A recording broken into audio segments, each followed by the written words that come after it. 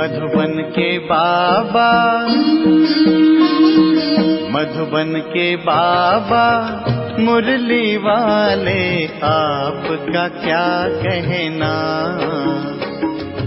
आपका क्या कहना।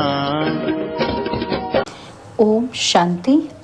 आज 12 अगस्त 2026 के साकार मधुर महावाक्य हैं। आज मीठे मीठे बाप दादा बोले, मीठे बच्चे, याद में रहने से अच्छी दशा बैठती है। अभी तुम्हारे पर बृहस्पति की दशा है, इसलिए तुम्हारी चढ़ती कला है। बाबा ने कहा, मीठे बच्चे, याद में रहने से अच्छी दशा बैठती है। अभी तुम्हारे पर बृहस्पति की दशा है, इसलिए तुम्हारी चढ़ती कला है। बाबा ने आज प्रश्न पूछा कि यदि योग पर पूरा अटेंशन नहीं है तो उसकी रिजल्ट क्या होती। निरंतर याद में रहने की युक्तियां क्या है।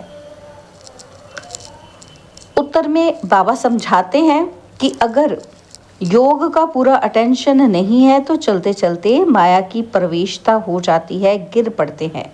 और दूसरा, देह अभिमानी बन अनेक भूलें करते रहते हैं। माया उल्टे कर्म कराती रहती है, पतित बना देती है। निरंतर याद में रहने के लिए मुख में मुहल्ला डाल दो, क्रोध नहीं करो। देह सहित सब कुछ भूल मैं आत्मा परमात्मा का बच्चा हूँ, ये अभ्यास करो। योग बल से क्या क्या प्राप्तियां होती हैं उन्हें स्मृति में रखो। मुरली का गीत है ओम नमः शिवाय। ओम शांति। मीठे मीठे रूहानी बच्चों ने अपने रूहानी बाप शिव बाबा की महिमा सुनी। जब पाप बढ़ते हैं अर्थात मनुष्य पाप आत्माएं बन जाते हैं, तब ही पतित पावन बाप आते हैं, आकर के पतितों को पावन बनाते हैं। उस बेहद के बाप की ही महिमा है, उसको वृक्षपति भी कहा जाता है। इस समय बेहद के बाप द्वारा बेहद की दशा बृहस्पति की तुम पर बैठी हुई है। खास और आम 2 अक्षर होते हैं ना, इनका भी अर्थ यहाँ ही सिद्ध होता है। बृहस्पति की दशा से खास भारत जीवन मुक्त बन जाता है, अर्थात अपना स्वराज्य पद पाते हैं। क्योंकि सच्चा बाप जो है, जिसको ट्रुथ कहते हैं, वो आकर हमको नर से नारायण बनाते हैं। बाकी जो हैं वह नंबरवार अपने अपने धर्म के सेक्शन में जाकर बैठेंगे और आएंगे भी नंबरवार। कलयुग अंत तक आते रहते हैं। हर एक आत्मा को अपने अपने धर्म में अपना अपना पाठ मिला हुआ है। राजाई में राजा से लेकर प्रजा तक सबको अपना अपना पाठ मिला हुआ है। नाटक है भी राजा से लेकर प्रजा तक, सबको अपना अपना पाठ बजाना होता है। अब बच्चे जानते हैं कि हमारे ऊपर अभी बृहस्पति की दशा बैठी है। ऐसे नहीं कि एक ही दिन बैठती है, नहीं, तुम्हारी बृहस्पति की दशा चल रही है। अभी तुम्हारी चढ़ती कला है, जितना याद करेंगे उतना चढ़ती कला होगी। याद भूलने से माया के विघ्न आते हैं, याद से दशा अच्छी बैठती है। अच्छी रीति याद नहीं करेंगे तो जरूर गिरेंगे ही, फिर उनसे कुछ ना कुछ भूलें होंगी। बाबा ने समझाया है, ड्रामा अनुसार सब धर्म वाले जो भी हैं 1-2 के पिछाड़ी पाठ बजाने के लिए आते हैं। बच्चे जानते हैं स्वर्ग की दशा अर्थात जीवन मुक्ति की दशा अब हमारे ऊपर बैठी है। यह ड्रामा का चक्र कैसे फिरता है, इसको भी डिटेल में समझना है। यह सृष्टि ड्रामा का चक्र खास भारत पर बना हुआ है। बाप भी भारत में ही आते हैं। गाया हुआ है, आश्चर्यवत सुनंती कथनती बाघंती। चलते चलते माया की प्रवेशता होने के कारण गिर जाते हैं, पूरा टेंशन नहीं देते हैं योग पर। और फिर बाप आकर संजीवनी बूटी देते हैं, अर्थात सुरजीत करने वाली बूटी देते हैं। हनुमान भी तुम हो, बाप ने समझाया है। इस समय रावण को भगाने के लिए ये बूटी सूंघा देता हूँ। बाप तुमको सब सत्य बातें बताते हैं। सत्य है ही एक बाप जो आकर तुमको सत्यनारायण की कथा सुनाए, सत्युग की स्थापना करते हैं। इनको कहा ही जाता है ट्रुथ, सत्य बतलाने वाला। तुमको कहते हैं तुम शास्त्रों को मानते हो, तो बोलो हाँ, हम शास्त्रों को क्यों नहीं मानते। जानते हैं कि ये सब भक्ति मार्ग के शास्त्र हैं। ये तो हम मानते हैं। ज्ञान और भक्ति जो चीज़ है, जब ज्ञान मिलता है फिर भक्ति की क्या दरकार है। भक्ति माना उतरती कला और ज्ञान माना चढ़ती कला। इस समय भक्ति चल रही है, अभी हमको ज्ञान मिला है जिससे सद्गति होती है। भक्तों की रक्षा करने वाला एक ही भगवान है। रक्षा दुश्मन से की जाती है ना। बाप कहते हैं मैं आकर तुम्हारी रावण से रक्षा करता हूँ। देखते हो ना कि रावण से कैसे रक्षा होती है। इस रावण पर जीत पानी है। बाप समझाते हैं मीठे बच्चे, इस रावण ने तुमको तमो प्रधान बनाया है। सत्य को कहा जाता है सतो प्रधान स्वर्ग, और फिर कला कम होती जाती है। अंत में जब बिल्कुल ही देह अभिमान में आ जाते हैं तो पतित बन जाते हैं। नया मकान बनता है, मास के बाद फिर 6 मास के बाद कुछ ना कुछ कला कम हो जाती है। हर वर्ष मकान को पोछी लगाते हैं, कला तो कम होती जाती है ना। नई से पुरानी और पुरानी से फिर नई, ये शुरू से लेकर हर चीज का होता आया है। समझा जाता है ये मकान 100-150 वर्ष तक चलेगा। बाप समझाते हैं सतयुग कहा जाता है नई दुनिया से, और फिर त्रेता 25% कम कहेंगे क्योंकि थोड़ा पुराना हो जाता है। वो है चंद्रवंशी, उनकी निशानी देते हैं क्षत्रिय, क्योंकि नई दुनिया के लायक नहीं बने इसलिए कम पोजीशन हो गया। सब चाहते हैं कृष्णपुरी में जाएं, ऐसे थोड़े कभी कहते हैं कि रामपुरी जाएं। सब कृष्णपुरी के लिए कहते हैं, गाते भी हैं ना कि चलो वृंदावन भजो राधे गोविंद, तो वृंदावन की बात है। अयोध्या के लिए नहीं कहेंगे। श्री कृष्ण के ऊपर सबका बहुत प्यार रहता है। श्री कृष्ण को बहुत प्यार से याद करते हैं। श्री कृष्ण को देखते हैं तो कहते हैं कि इन जैसा पति मिले, इन जैसा बच्चा मिले, इन जैसा भाई मिले। सेंसिबल बच्चे अथवा बच्चियां जो होते हैं वो श्री कृष्ण की मूर्ति सामने रखते हैं कि इन जैसा बच्चा मिले। श्री कृष्ण के प्यार में बहुत रहते हैं ना। सब चाहते हैं कृष्णपुरी। अभी तो है कंसपुरी, रावण की पुरी। कृष्णपुरी का बहुत महत्व है। श्री कृष्ण को सब याद करते हैं। तब बाप कहते हैं तुम इतना समय याद करते आए हो, अब कृष्णपुरी में जाने का पुरुषार्थ करो। इनके घराने में तो जाओ। सूर्यवंशी 8 घराने हैं, तो इतना पुरुषार्थ करो जो राजाई में आकर राजकुमार से झूलो। ये समझ की बात है ना। तो बाप कहते हैं बच्चे जितना हो सके मन मना भव रहो।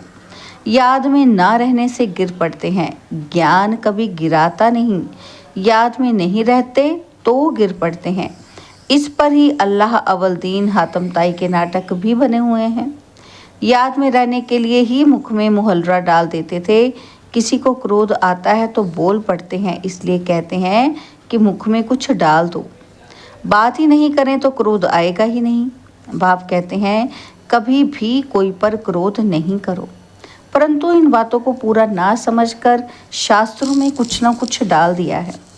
बाप यथार्थ बैठ समझाते हैं। बाप जब आए तभी तो आकर समझाएं। जो होकर जाते हैं उन्हों की महिमा गाई जाती है। टैगोर झांसी की रानी होकर गई, फिर उनके नाटक बनाते हैं। अच्छा, शिव भी होकर गए हैं तभी तो शिव जयंती मनाते हैं ना। परंतु शिव कब आया, क्या आकर किया, ये पता नहीं। वो तो सारी सृष्टि का बाप है, ज़रूर आकर सबको सद्गति दी होगी। इस्लामी, बौद्धी आदि जो भी धर्म स्थापन करके गए हैं उनकी जयंती मनाते हैं। तिथि तारीख सभी की है, इनका किसी को पता ही नहीं। कहते भी हैं क्राइस्ट से इतने वर्ष पहले भारत पैराडाइज था। स्वस्तिका जब बनाते हैं तो उसमें पूरे 4 भाग करते हैं, 4 युग है, आयु कम जास्ती हो न सके। जगन्नाथपुरी में चावल का हंडा बनाते हैं, पूरे 4 भाग हो जाते हैं। बाप कहते हैं ये भक्ति मार्ग में अगड़म बगड़म कर दिया है। अब बाप कहते हैं देह सहित ये सब भूल जाओ। मैं आत्मा हूँ, परमपिता परमात्मा का बच्चा हूँ, ये अभ्यास रखो।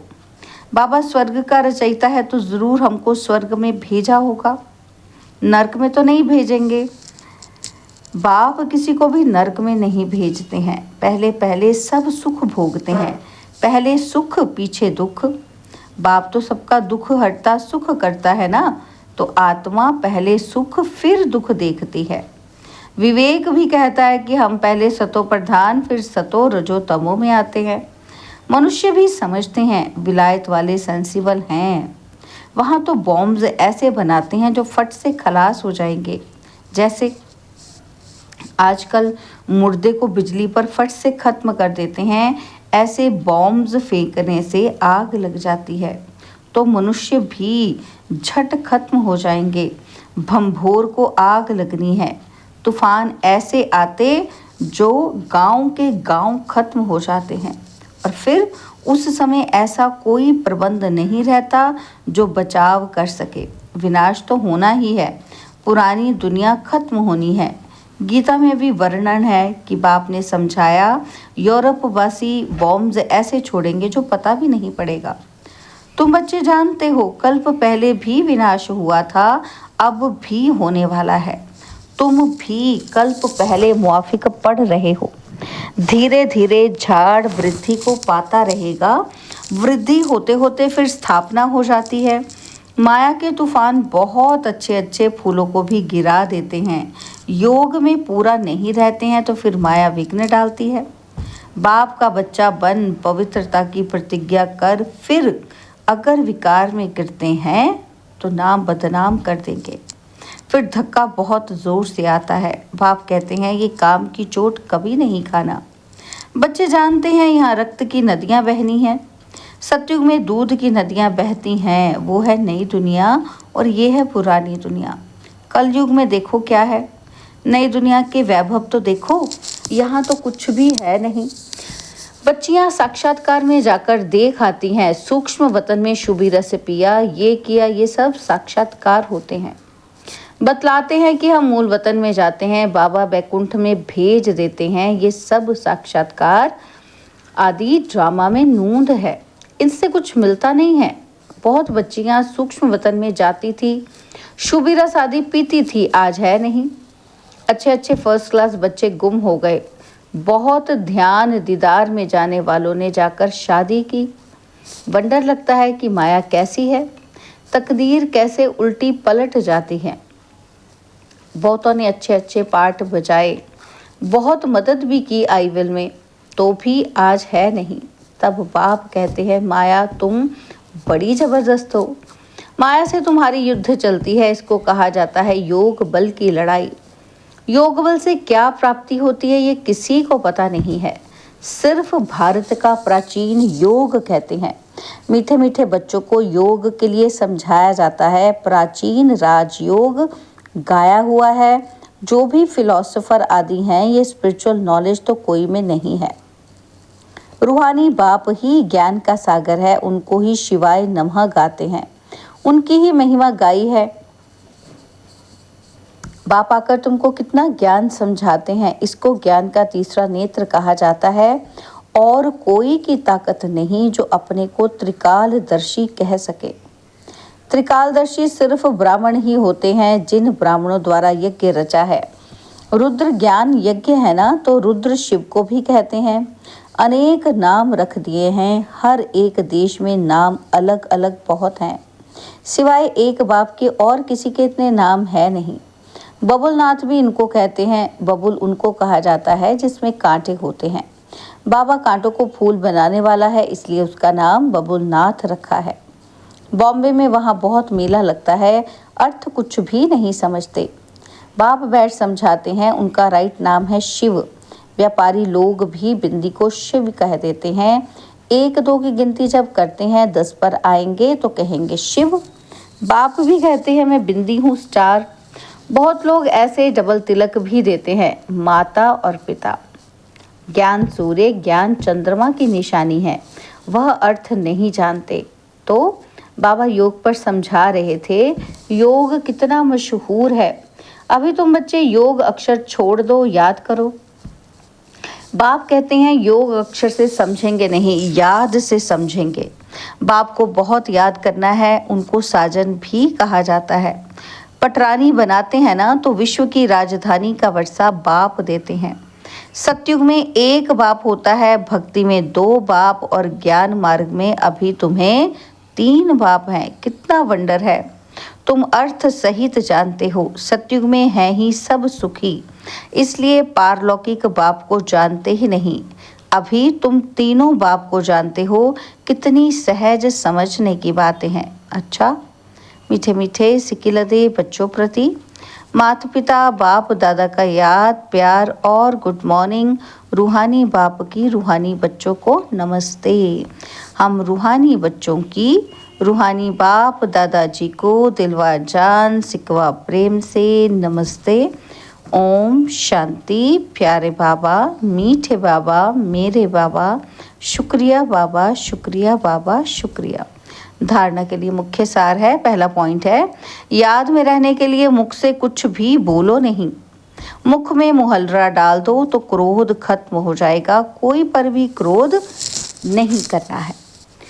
और सेकंड पॉइंट है, इस दुख धाम को अब आग लगनी है, इसलिए इसे भूल नई दुनिया को याद करना है।